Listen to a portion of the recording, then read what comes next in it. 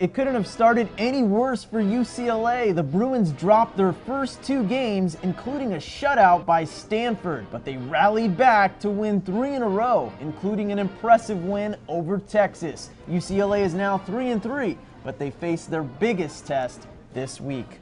Hey everybody, what's Bruin? I'm Jonathan Khamis, and welcome to the mid-season report card edition of What's Bruin. And I'm always joined by our UCLA beat writer Scott Reid.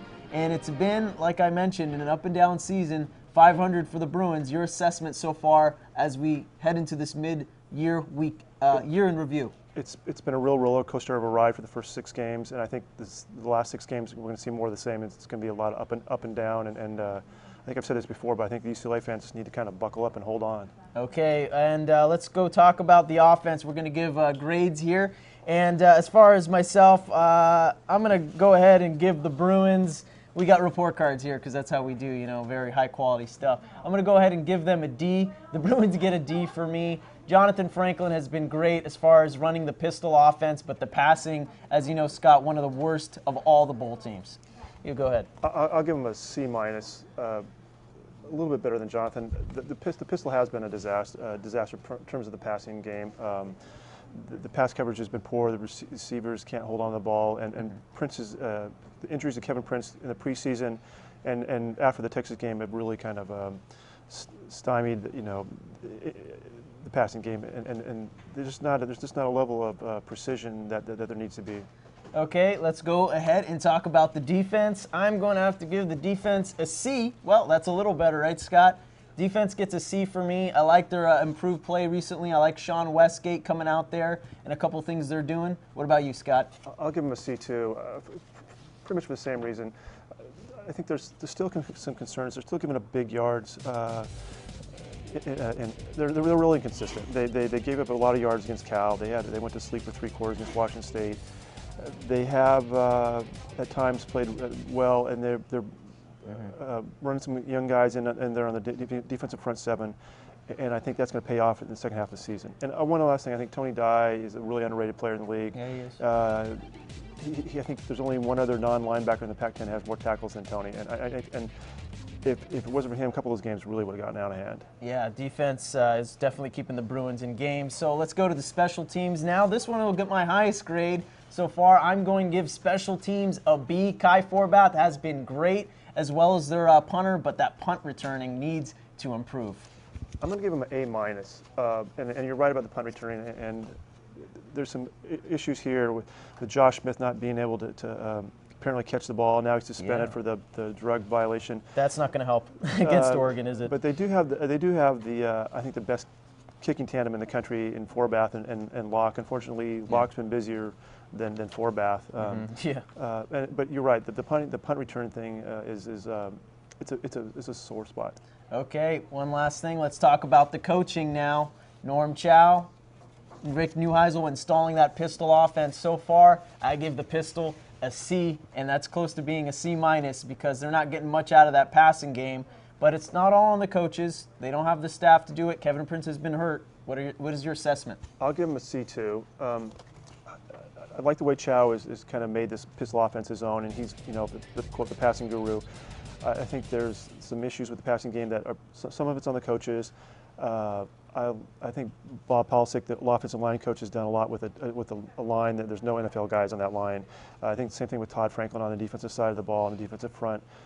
They pulled a big upset off in Austin. I think you got to give some credit for that. But this inconsistency, I mean, ultimately that's on the doorstep of the coaching staff. Yep. Let's see if they can improve things. And we're going to go to our offensive MVP. I'm going to go ahead and pick Jonathan Franklin. I mean, this guy has been the workhorse for the Bruins all year long, carrying the Bruins up and down the field. I really like what I've seen out of him this year. Right, and in any other league, he's the top back in the league. The problem is he's playing behind LaMichael James of Oregon in this league. But he's had a great season. The fumbling thing's an issue, but I think you're going to see more of the same in the second half of the season. I'm looking for big things from him. And defensive MVP, I mean, we got to agree on this one. Akeem Ayers has been All-America, All-World this season. He's having an All-American caliber season. He ranks in the top 10, top 6, I think, in the Pac-10 in like 6 different categories. He's been all over the place, and he's a big-time player. Most improved player, I mentioned earlier, I like Sean Westgate. What about you? I like Sean Westgate too. I also like Ryan Taylor, the center, who was the first offensive lineman in the Pac-10 to be named Player of the Week, I think, since 2003. Westgate's a good young player, and he's probably he might be pound for pound the best player in the league. He's small. Yeah, yeah. I like those small guys like Right. me. You know, they just bring it. Right. Okay, you mentioned LaMichael James earlier, and Oregon. The Bruins are traveling up. You're heading out soon on a Right, plane. right. And these guys are for real. They're number 2, number 1 ranked in certain polls. LaMichael James is going to run all over the place. Let's take your assessment of the game, Scott. I thought, this time yesterday, I thought UCLA had a chance. Last night, Kevin Prince didn't practice. It doesn't look like he's going to play. And I'm not sure even what his prognosis is for the rest of the year. I think that totally puts it in a different light. I think with Franklin, you have an ability to maybe get a good first quarter and make it interesting. The Oregon defense has given up a lot of yards. Their defense is not as solid as it looks. But now I could see a real track meet in Tracktown. Yep, I agree with you. I think Oregon's going to take this game 45-14. I don't think the Bruins are going to have enough to defeat one of the best teams in the country. Your prediction? I'm looking at maybe 54-10. Last night I thought it was 38-20, maybe 35-20. But now I think we're looking at a real runaway game. We will see if the Bruins can pull off the upset. Now, looking into the second half schedule, not only do they have a tough Oregon team, but after that, it's Arizona, it's Oregon State, and the Pac-10 is proving to be one of, if not the toughest league out in America. What can the Bruins look forward to or not look forward to in the second half? It is the best league in the country, and you'll never know that from watching the networks. No. But it is. Yeah. They not only have this Oregon game, they come right back and play Arizona, who's a top 25 team, and they play Oregon State, which is a top 25 team, and then they have a game at Washington, which is a tough place to play, as Oregon State found the other night. I think one of the things you have to worry about is getting through this Oregon game in one piece, and if Prince is kind of iffy, there's almost a mindset of, do we throw him out there in a game we're probably not going to win and let him get beat up, or do we, try to get him limp through the rest of the season? But again, this team could beat anybody, and they could lose to anybody. I mean, they could. You never know, right? They could stomp anybody, and they could lose poorly to anybody. So I really think we have no idea what we're going to see. Our final prediction and assessment of the season is we have no idea. The Bruins really don't have an identity. It's tough to tell. No.